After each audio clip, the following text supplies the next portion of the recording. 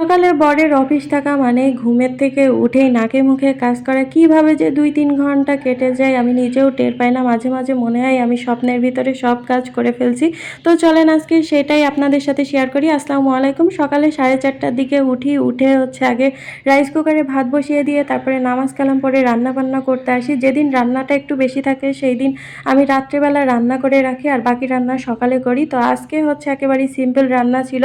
কাঁকরোল দিয়ে আলু দিয়ে ভাজি করেছি আর ভাবলাম ডিম ভাজি করে দিব। তো আমার রান্নাবান্না কমপ্লিট। এখন 6টা 10 বাজে। এইদিকে আমার বরের অবস্থা দেখেন।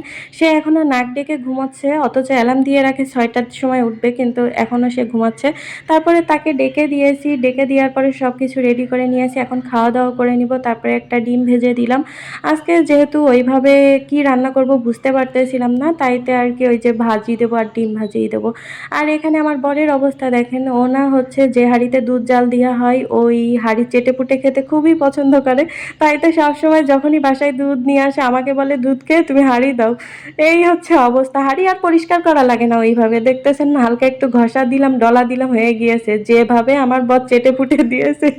তো যাই হোক, তারপরে থালা বাটিগুলো পরিষ্কার করে নিয়েছি। এখন হচ্ছে বরকে বিদায় দিব। আর এইদিকে বিছানার অবস্থা দেখেন। ও কিন্তু শেষে ওঠে।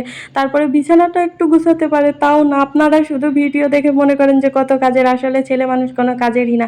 এমনি মাঝে, মাঝে মন চায় তখনই করে না। তারপরেও আমার বর আল্লাহর রহমতে বেশ ভালোই কাজ করে। তো ১ম এ চলে গিয়েছিল, যাওয়ার পরে মনে পড়তেছে যে তার কার্ড নেয়নি, তাইতে আবার আসছে। এই যে এখন চলে গেল। আর আমি না, ও যখন চলে যায় জানালার পাশে এসে দাঁড়িয়ে থাকি।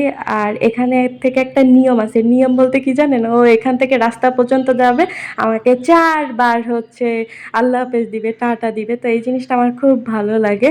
তো এখন ও চলে গিয়েছে, আমার আর কিছু করার নেই। আমি এখন ঘুমাবো। তো সবাই ভালো থাকবেন। Good night. আল্লাহ হাফেজ।